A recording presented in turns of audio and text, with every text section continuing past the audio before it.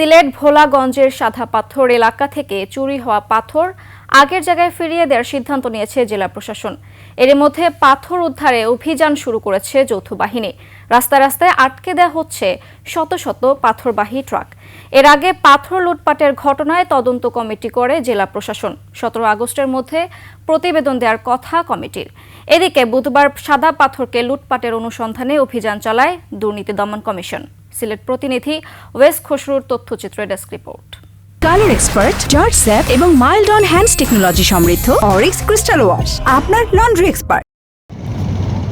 সিলেটের সাদা পাথর হরিলুট ইস্যুতে জেলা প্রশাসনের পক্ষ থেকে 5টি উদ্যোগ নেওয়া হয়েছে। জেলা প্রশাসক শের মোহাম্মদ মাহবুব মুরাদের সভাপতিত্বে বৈঠকে এসব উদ্যোগ নেওয়ার সিদ্ধান্ত হয়। সিদ্ধান্তগুলো হলো জাফলং ও সাদা পাথর এলাকায় 24 ঘন্টা যৌথ বাহিনীর দায়িত্ব পালন করবে। গোয়েনঘাট ও কোম্পানিগঞ্জে পুলিশের চেকপোস্টে যৌথ বাহিনী সহ সার্বক্ষণিক দায়িত্ব পালন করবে। অবৈধ ক্রাশিং মেশিনের বিদ্যুৎ বিচ্ছিন্ন সহ বন্ধ করার জন্য অভিযান চলমান থাকবে। পাথর চুরির সাথে জড়িতদের চিহ্নিত করে গ্রেফতার ও আইনের আওতায় নিয়ে আসা হবে এবং চুরি হওয়া পাথর উদ্ধার করে আগের অবস্থানে ফিরিয়ে নেওয়া হবে। গত বছরের 5 আগস্ট থেকে ভোলাগঞ্জ পর্যটন কেন্দ্রে থাবা পড়ে পাথর খেকোদের।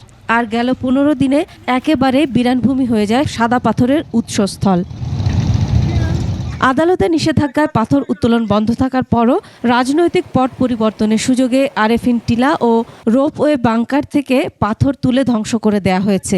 ঝর্ণা মনে করেন পানির স্রোতও ছিল বেশি, এখন আর আগের মতন নাই, পাথর নাই। তখন পরিবেশটা ছিল অন্যরকম, ভালো লাগতো, এদিকে ঘোরাফেরা করছি, গোসল টোসল করছি। কিন্তু এখন আইসা দেখি যে সাদা পাথর এলাকায় সাদা পাথর নাই, আছে শুধু বালু। শুধু প্রশ্ন করলাম যে সাদা পাথর কোথায়, এটা শুধু চর আর চর, শুধু বালু চর।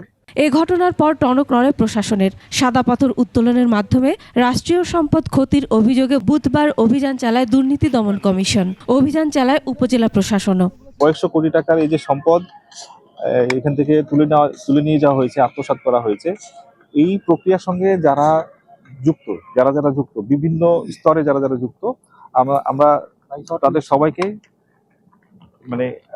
ফাইন্ড আউট করার চেষ্টা করছি। এদিকে পাথর হরিলুটের নেপথ্যের কারণ অনুসন্ধানে অতিরিক্ত জেলা ম্যাজিস্ট্রেটকে প্রধান করে তদন্ত কমিটি গঠন করেছে জেলা প্রশাসন। 17 আগস্টের মধ্যে প্রতিবেদন দেবে কমিটি।